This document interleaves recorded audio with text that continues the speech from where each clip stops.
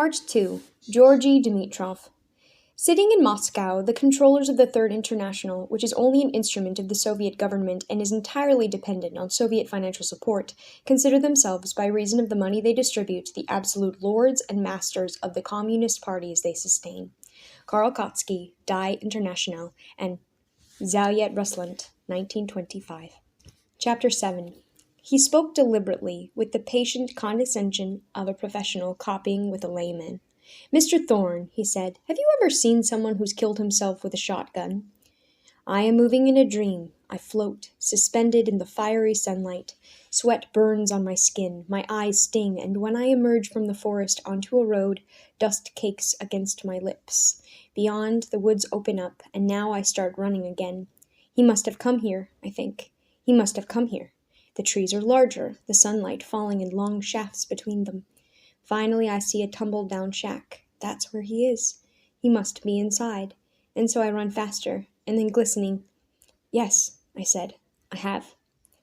Catadotis, a lieutenant of detectives in the Detroit police force, raised his eyebrows. Avoiding embarrassing questions, I quickly added, "It was a hunting accident, Lieutenant, not very pleasant.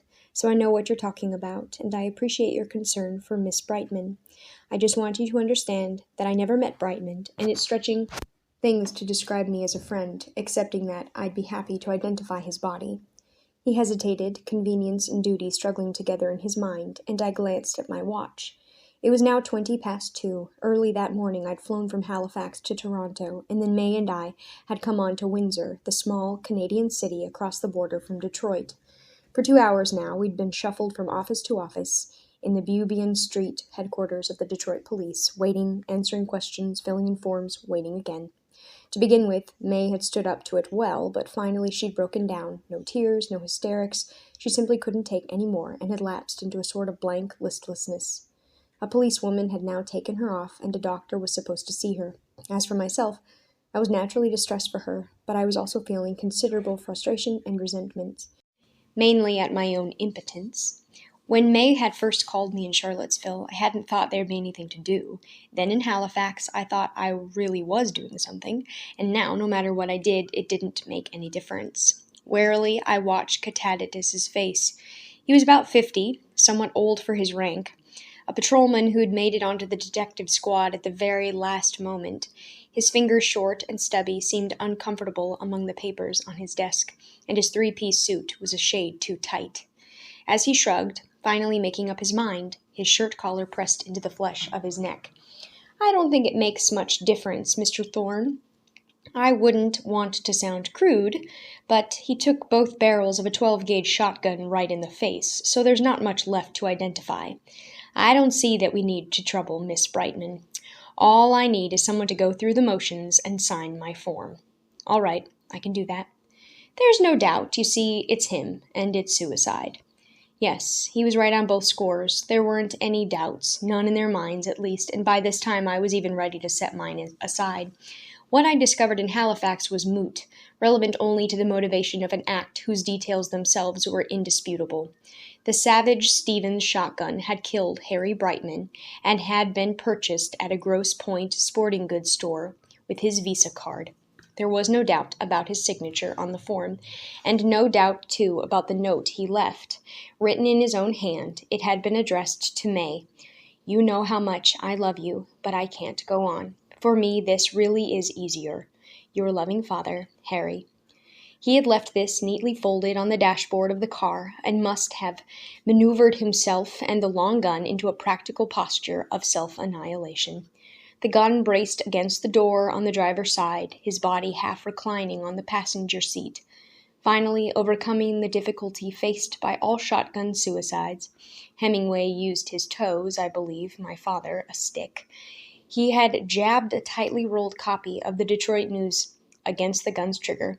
Death, obliteration, must have been instantaneous. Taking a breath, I said, "Will there be an inquest?"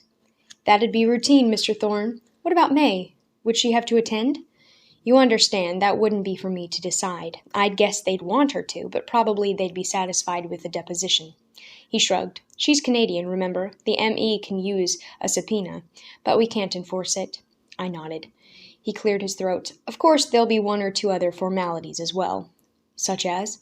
Well, there's the matter of Mr. Brightman's remains. To begin with, pending the inquest, we hang on to them, but once he's done, we release them. How long would that be? That'd be hard to say. I just wouldn't want her making arrangements, setting a date till she's all clear with us. Arrangements? For a second I didn't understand what he was talking about, but of course he meant the funeral, and of course I'd have to support May through it. Another point, Mr. Thorne, just so there's no misunderstanding, we only release Mr. Brightman's remains here in Detroit. She'll have to come get them over the line on her own. I know there's a certain procedure to go through, but you'd want to talk to Canadian Customs. I closed my eyes. I could just imagine the bureaucratic niceties involved in transporting a corpse across an international boundary. But I nodded. I'll look after it, Lieutenant. This promise was a penance, an apology to May, and Brightman's shade for my uncharitable thoughts, and for not having found him before he died. Is there anything else?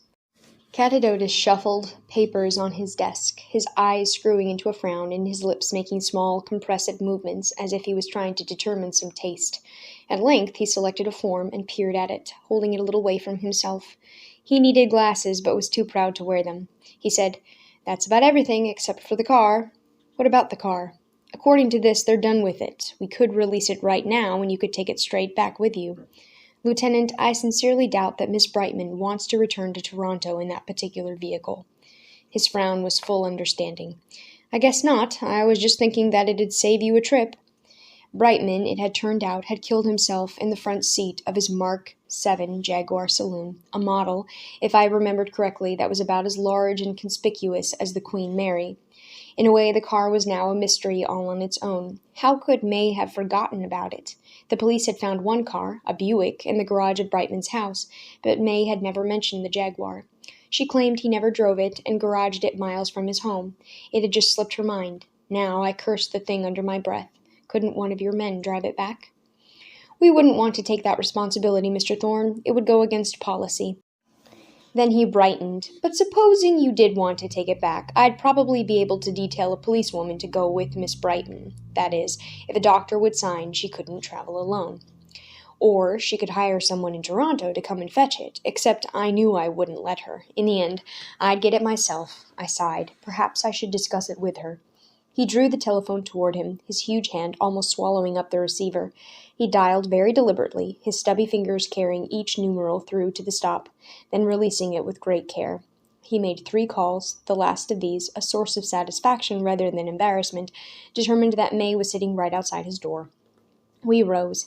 His office was merely a cubicle within a larger partition, its walls formed from varnished wood and frosted glass, like the principal's office in an old-fashioned high school. 6 desks took up most of the space.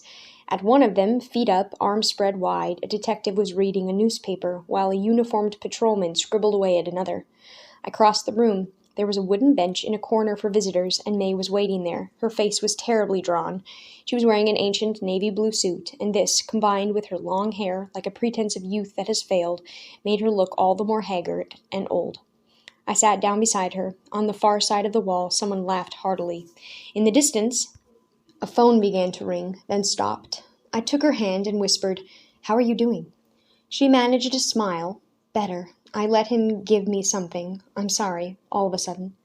"That's okay. Just take it easy. We're almost finished, but there are still 1 or 2 details. I'm going to have to identify your father's body." She looked at me, then glanced at Catadotus, who was pretending to be busy on the far side of the room. "You can't," she whispered. "You never met him." "Don't worry, they understand. We've worked it all out."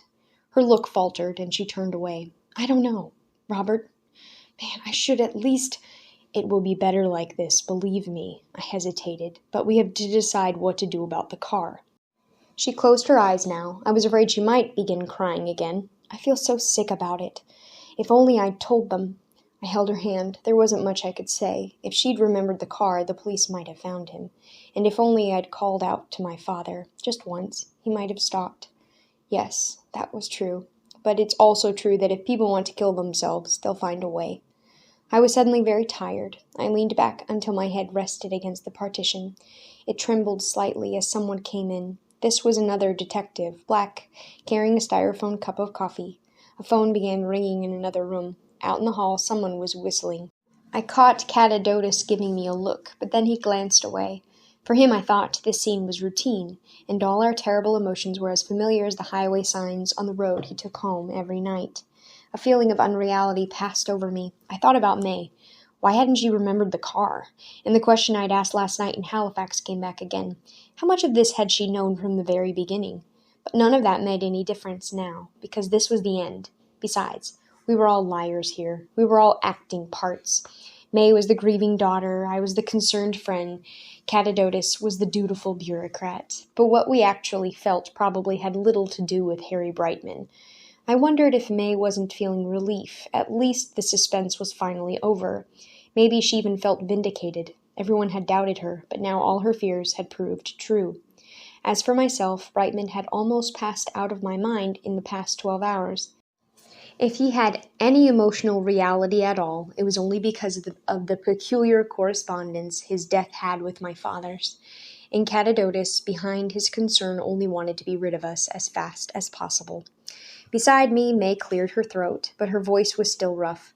"What about the car?" she whispered. "We have to get it back to Toronto. They'll release it now if we'll take it away. I could drive it back to your place, and they'd send a policewoman with you on the plane." She thought for a moment, then nodded. "All right, but I don't want anyone with me. You drive the car, but I'll go by myself." "You shouldn't. Not alone." "I'm all right now. I'll go over to Windsor and take the train. I'd like that, I think. I'd have time to pull myself together." She touched my hand. "But you're sure you don't mind, Robert? You've done so much already. I feel badly."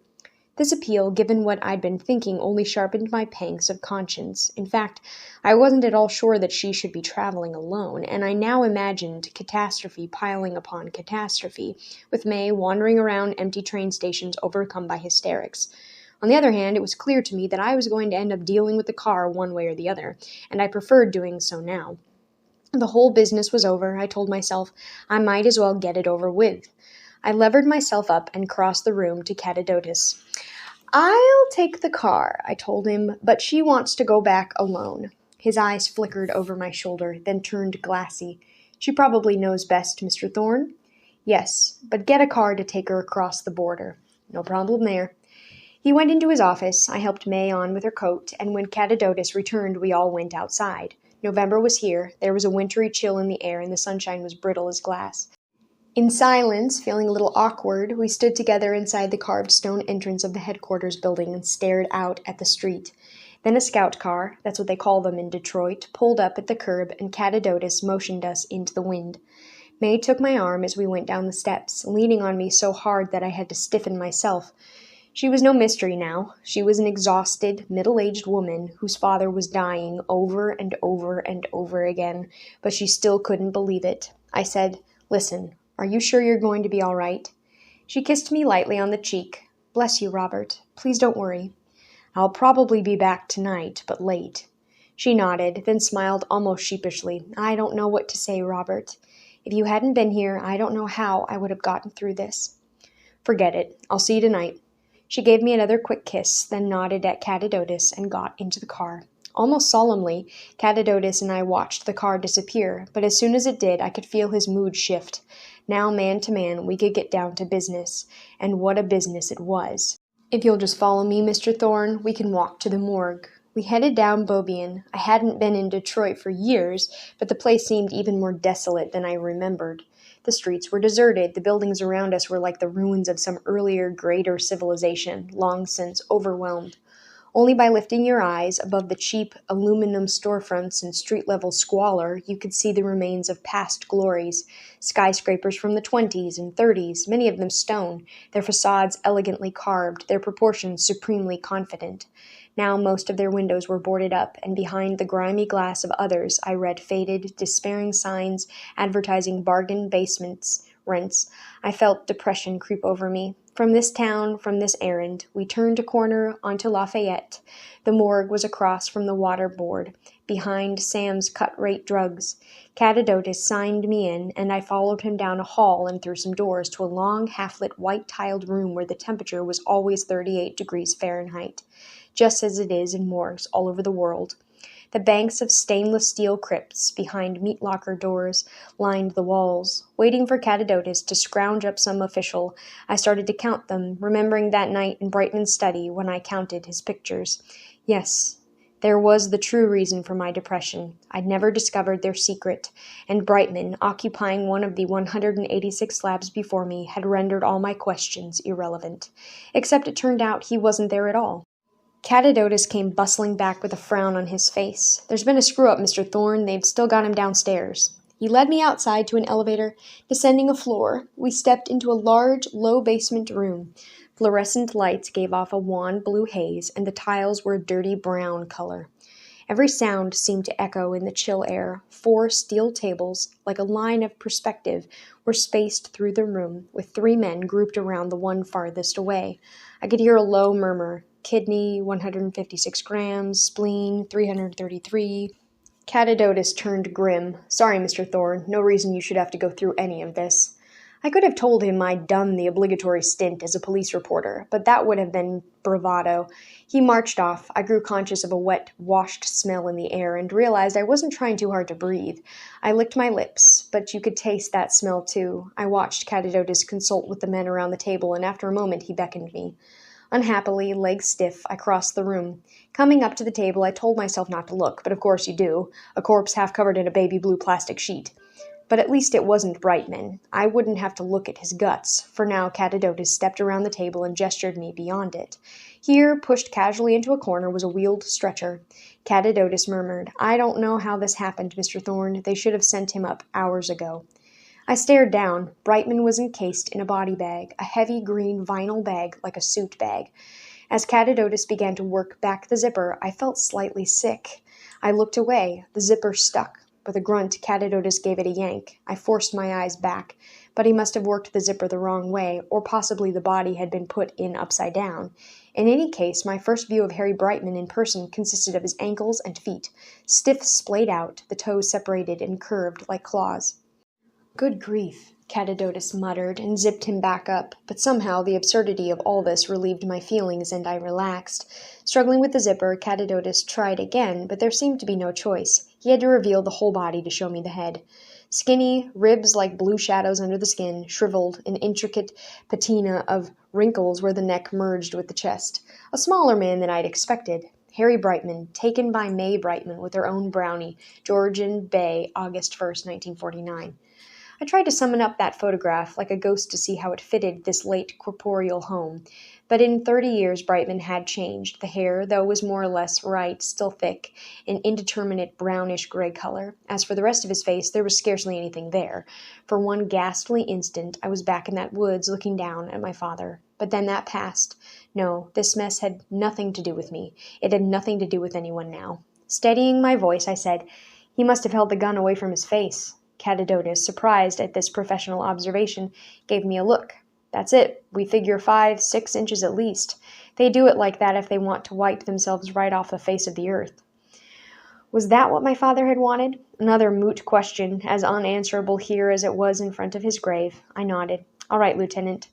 Catadotus took up his clipboard. Holding it a little way from himself, he intoned, "Do you, Robert Thorne, to the best of your knowledge and belief, identify the human remains you now see before you as those of Harold Charles Brightman?" "I do." My voice sounded ridiculously solemn, but Catadotus nodded happily and filled in his form. "If you could just sign here, Mr. Thorne." I scrawled. "Great, that's it."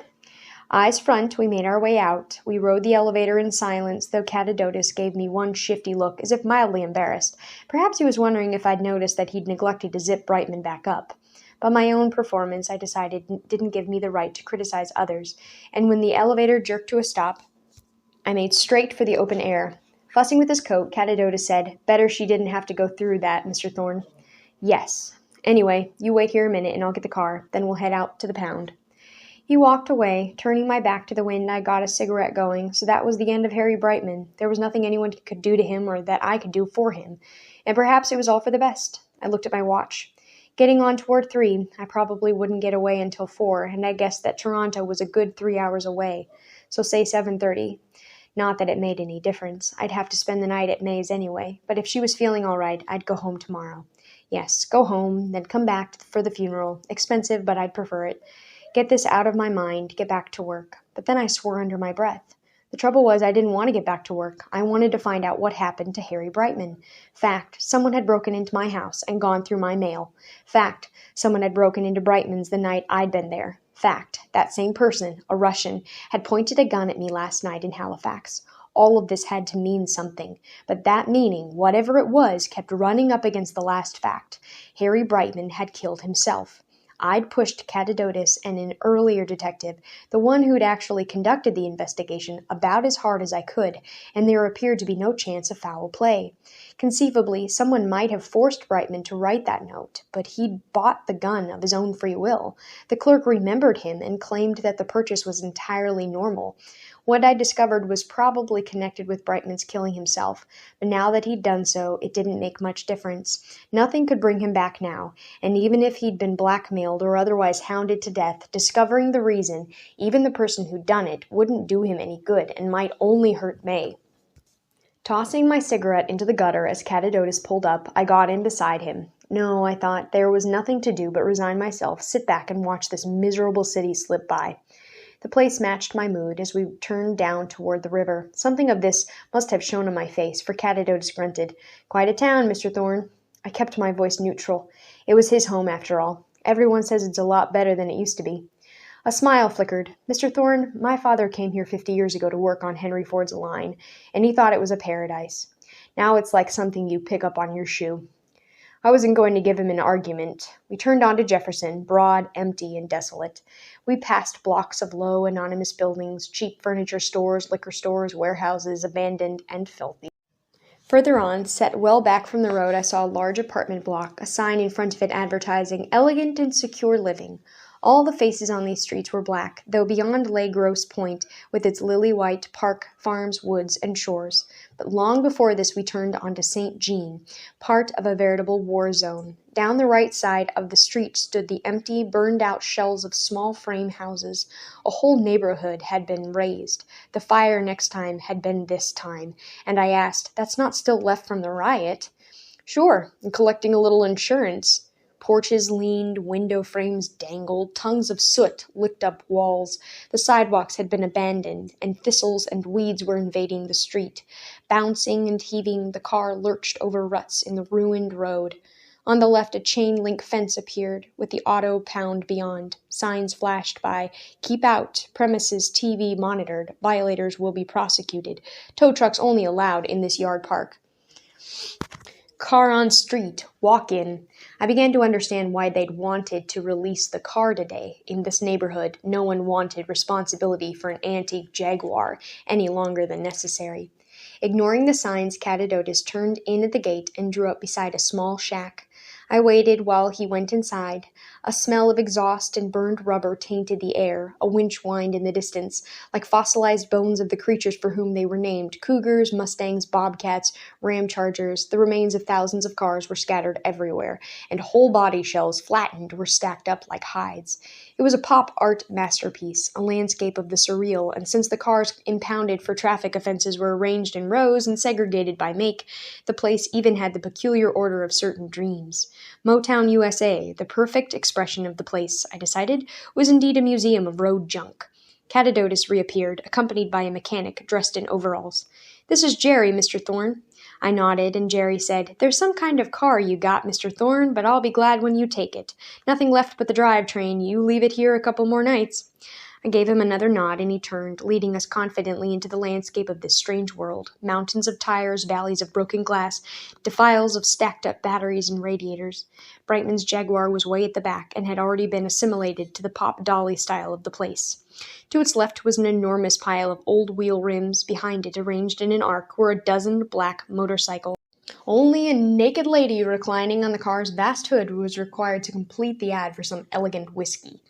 Catadotus shook his head mournfully. "It's a real shame, Mr. Thorne. If she'd told us he was driving that car, we'd have picked him up the minute he came over the border." I stared at the car. As a boy, I'd been crazy about cars, knew them all, and seeing this model again, not uncommon on the embassy circuit, I recognized it at once. A Mark VII circa 1955, a stripped-down version with an aluminum body, had won at Le Mans. It was painted white and truly enormous, its lines rounded and flowing, a rich man's horseless carriage from an era when liners still plied the Atlantic. It seems to be missing some hubcaps. Jerry grinned. Yeah, and one of the guys must have cut the Jaguar out of the hood. The radiator'd go next. Fishing keys from his pocket, he opened the door and slid behind the wheel. There was a choke, of course, and a starter button, but these antiques were still working and the engine caught first time, idling with true British discretion. Jerry got out and patted the roof. Runs like the lady she is. Should look under the hood. He kept her real nice.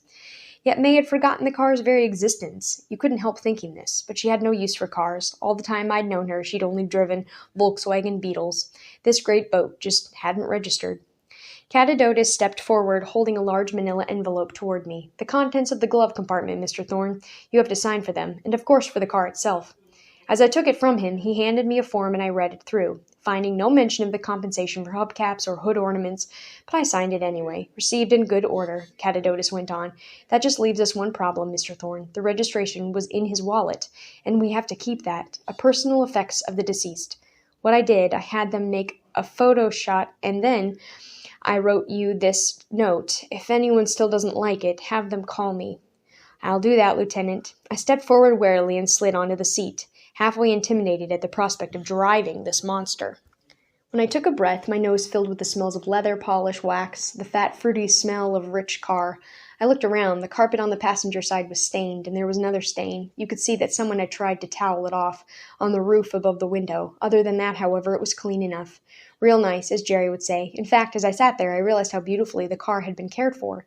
The huge dashboard, probably walnut, was lovingly polished, and there wasn't even dust on the gauges. Brightman had loved this machine, and it made sense that he'd chosen to end his life here. Catadotus leaned through the window. You okay, Mr. Thorne? Yes, thank you, Lieutenant. Well, I'm sorry that we had to meet under these circumstances, but you've been a great help. Believe me, Mr. Thorne. You've been a real good friend to Miss Brightman. We shook hands. Jerry shouted directions. I eased off the clutch. As the transmission took hold, it was as if a great locomotive was delicately nosing me forward. I held my breath, hung onto the wheel, turned right at the tires, right again at the door panels, left at the fence. I reached the gate, still in first gear, then daringly shifted to second as I started down St. Jean. How bizarre this all was. I was Churchill touring the lines after D-Day, or James Bond. All around me were black townships in South Africa where diamond smugglers were working. I turned left onto Jefferson. For the first time, I put my foot down a little and switched up into third. The Jag moved as if in a dream, with no sense of effort or strain. I decided to count my blessings. Tomorrow I'd be home in Charlottesville. In a month, this would all be forgotten. All those unanswered questions were frustrating, but I told myself to be philosophical. As a journalist, you learn that 90% of your questions never get answered, and your best stories are never turned out of a typewriter, which may be the greatest blessing of all. So I relaxed, checked my watch. 3:45. I hadn't eaten since this morning on the plane, and I was more than a little hungry. As between Detroit and Windsor, I know where I'd rather live, but when it came to restaurants, I wondered if I wasn't better off here. Besides, looming up on my left were the towers of the Renaissance Center, the massive hotel and office complex that's supposed to revitalize downtown Detroit. I knew I'd find something in there, and so I ponderously turned the great car and rolled up sedately down an access ramp to a parking lot. I found a spot, and then, despite my philosophizing, I delayed. Lighting a cigarette, I tore open the envelope Catadotus had given me, searching for one last hope, some clue the police might have missed, but there was very little inside, and certainly no revelations, nothing to prevent me kissing Harry Brightman goodbye. Just a government map of Ontario, an old Rand McNally map of the New England states, and a membership in the Canadian Automobile Association that had expired in 1968. I tossed them back where they'd come from, a glove compartment that was the size of most trucks. And then a face leaned down toward the window. I rolled it down. Mister? It was a young black man, the attendant, I realized, who'd let me in at the gate. Yes, I got an urgent call for you up in the booth. I don't understand. A telephone call? Yes, sir, the man said. The man in the big white car that just came through. What's his name? The black kid looked impatient. Your name's Brightman, isn't it? He just said to go fetch you. Hang on, I said. I'll be there in a second.